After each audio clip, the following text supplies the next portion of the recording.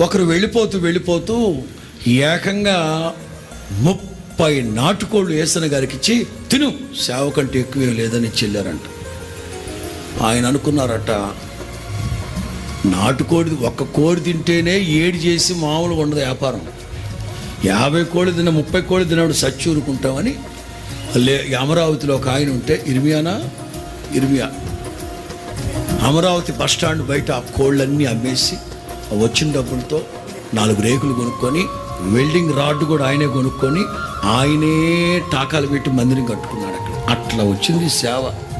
ఇవాళ ఇంత వైభవము, ఆశీర్వాదం అని మీరు చూస్తున్నారే, దీని వెనక ఈ నాయకుని కఠోరమైన శ్రమ ఉంది.